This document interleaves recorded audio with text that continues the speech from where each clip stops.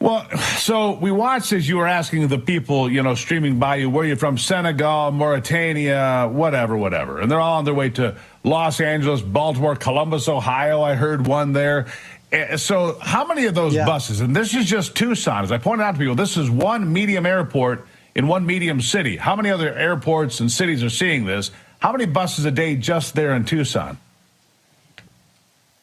Well, those buses hold around 50 people, and right now you've got about 2,000 people coming into Tucson every single day. So you do the math on that. They're running continuously. In fact, Border Patrol, when I was down there, I was down on the Tohono O'odham Reservation, and Border Patrol said they didn't even have enough vehicles to pick these guys up.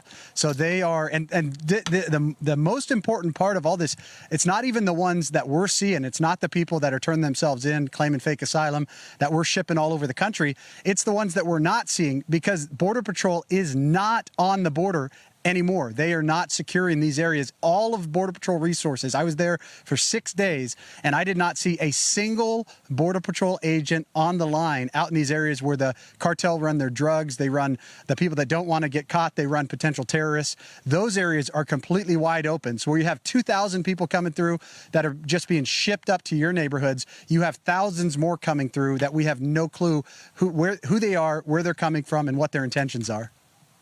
Right. Mayor Eric Adams, I hope he watched your piece, because there's a lot of new folks coming to New York City, and he should have seen that by that video. Let me ask you something. There's something that occurred to me, what you just said there.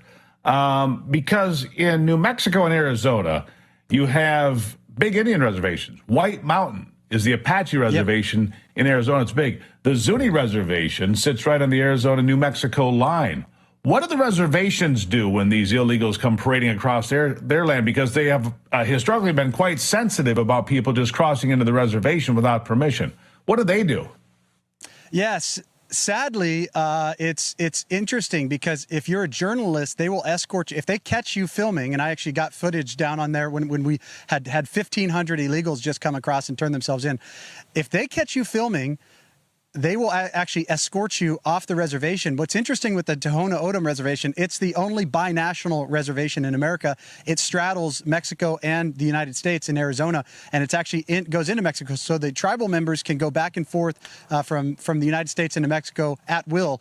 And it's also where they did not allow the Trump administration to build the wall down there. They said that they were worried about it impacting their sacred land. But what's really interesting about this is their land is being absolutely destroyed by the illegals that are coming in, and they're doing nothing about it.